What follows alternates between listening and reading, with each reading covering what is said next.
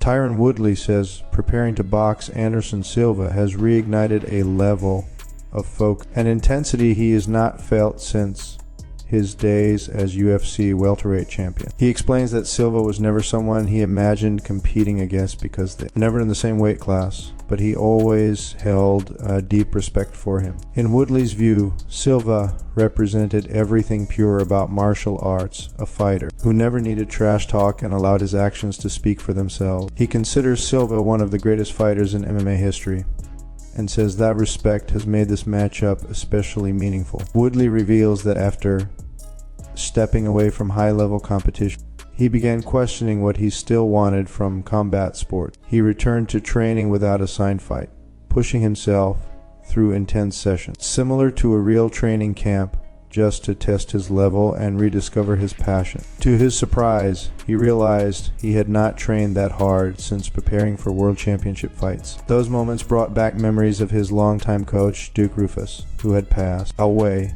and reminded him of the last time he truly committed himself at that level. Woodley describes feeling a renewed spirit in the gym, as if something was telling him he still had more fight left. Shortly after, a social media post hinting at a comeback caught the attention of Nikisa, who reached out and asked him to connect. Woodley immediately sensed there was something serious on the table. After discussions, the fight with Anderson Silva came together, and Woodley says he loved the matchup from the start. At this stage of his life, he is not interested in facing young, hungry fighters looking to build their name off him. Instead, he wants challenges that motivate him and place him in a position to further cement his legacy. Woodley emphasizes that he is expecting the very best version of Anderson Silva. He believes that preparing for anything less would be a mistake and says he is not interested in predicting Silva's tactics, as that would also reveal his own approach. What excites him most is the opportunity itself. Beating a fighter like Silva, especially in a decisive and dominant fashion,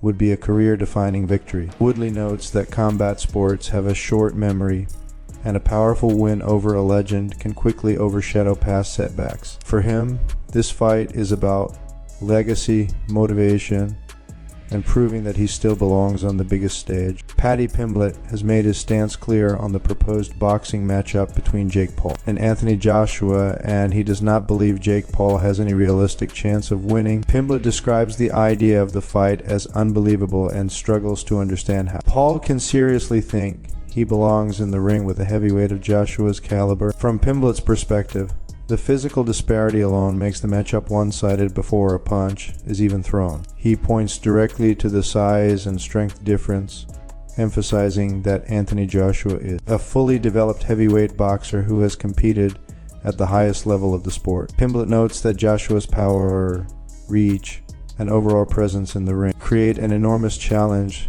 that Jake Paul has never faced before. In his view, Paul stepping in with Joshua is not comparable to Paul's previous boxing matches and represents a massive jump in competition. Pimblett openly admits that many fans would enjoy watching Joshua dominate the fight. He suggests that the general expectation is to see Joshua impose his will quickly and decisively. According to Pimblett, Joshua's punching power alone could end the contest early, and he believes most people are tuning in with that exact outcome in mind. The idea of Paul being able to withstand Joshua's offense, let alone outbox him, is something Pimblett finds highly unrealistic. Despite his criticism, Pimblett delivers his comments with a mix of disbelief and humor. He sarcastically suggests that if the fight were to happen, someone might need to help Jake Paul deal with the obvious disadvantages he faces. Pimblett even mocks Paul's frequent complaints about height and reach disadvantages in past matchups, implying that such excuses would be meaningless against someone like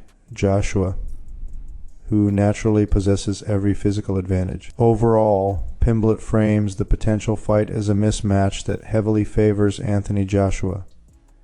He sees it as an example of overconfidence from Jake Paul rather than a legitimate sporting challenge. Pimblett's view is that boxing at the elite heavyweight level is a different world entirely, one that demands years of experience against top-tier opposition. In his opinion, stepping into that world against a former heavyweight champion is not bold or brave, but simply unrealistic. Tom Aspinall delivered a sharp and emotional response directed at Cyril Gane. Following a recent social media post by the French heavyweight contender. Gane had shared a series of photos and videos on Instagram showing himself training alongside Tai Tuivasa. In the caption, Gane mentioned that he still did not have a fight date or confirmed opponent, but was continuing to train hard as the holiday period approached. Aspinall quickly reacted in the comments, taking issue with both the message and the situation surrounding their unresolved rivalry. He stated that there was no confirmed date for a fight because he was not medically cleared to compete and was preparing to undergo surgery. Aspinall accused Gane of being responsible for his injury, referencing what he described as unsportsmanlike conduct during their previous encounter. His comment included a direct accusation, claiming that Gane's action had forced him into surgery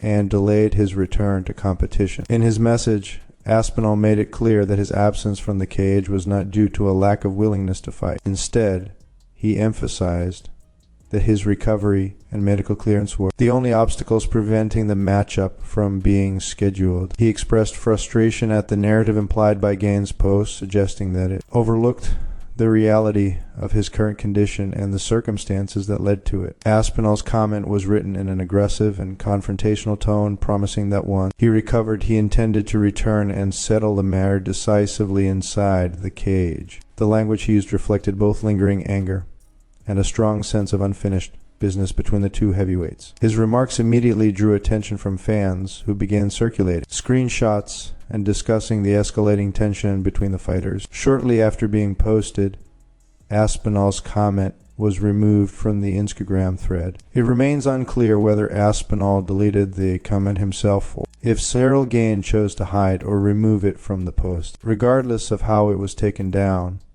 the exchange added fuel to an already heated rivalry and further intensified interest in a potential future matchup. Aspinall's reaction reinforced his position that the conflict between them is far from over and that he fully intends to return, once healthy, to prove his point in competition. Belal Muhammad has shared his thoughts on the future of Khamzat Chimaev, suggesting that Chimaev could potentially find success even at heavyweight due to the strength and effectiveness of his wrestling. According to Muhammad, Chimaev's grappling ability is at a level where size alone would not necessarily prevent him from competing against much larger opponents. He believes that elite wrestling can translate across weight classes when applied with the intensity and control that Chimaev is known for. Muhammad also addressed the ongoing discussion around Chimaev's choice of opponents and divisions. He explained that Chimaev has previously indicated a reluctance to fight certain opponents because of shared regional and cultural ties, particularly involving fighters from Chechnya and Dagestan. Muhammad noted that there is history behind those relationships and the hesitation is understandable, as no one wants a situation where personal or political tensions could escalate into something more serious. At the same time, Muhammad acknowledged Chimaev's recent call-outs, including a possible fight with Alex Pereira. He said he would be excited to see either matchup come together, depending on how the divisions shake out. However, Muhammad expressed some doubt that a Pereira fight would happen, pointing out that Pereira had already discussed moving up in weight, which could change the landscape at light heavyweight and beyond. If Pereira does move up, Muhammad believes it could create new opportunities in the light heavyweight division. He mentioned a potential matchup between Chimaev and Jiří Procházka as an example of an exciting and competitive fight that fans would likely enjoy. In Muhammad's view, Chimaev's physical strength, pressure, and wrestling will make him a dangerous opponent for almost anyone in that weight class. Muhammad reinforced his belief in Chimaev's wrestling by reference a recent video where Chimaev was seen lifting John Jones, a moment that highlighted his raw power and grappling strength. He suggested that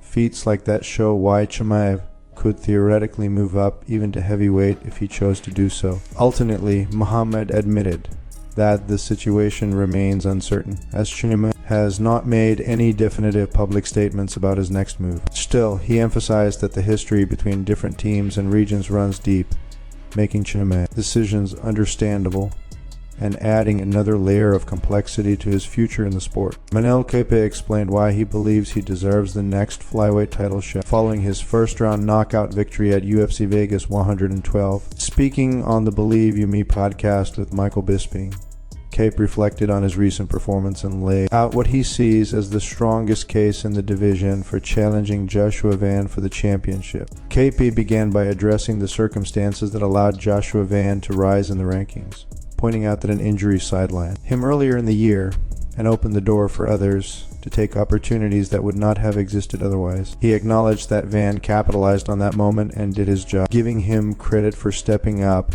when the chance was presented. However, Cape questioned the overall strength of Van's resume, stating that outside of those opportunities, he does not believe Van would consistently face top 5 opponents. He went on to analyze some of Van's recent fights, explaining that while Van ultimately won, Cape was not fully convinced by certain performances. In particular, he suggested that statistics showed Van was being outworked in parts of his fights, and that momentum only shifted late due to a knockdown. While he congratulated Van for securing the victories, Cape made it clear that, in his opinion, the performances themselves were not dominant enough to outweigh his own recent run. Cape also spoke about the championship fight involving Alexander Pantoja, recognizing him as a legitimate champion. He explained that Pantoja capitalized on a technical mistake made by his opponent, emphasizing that mistakes are part of the sport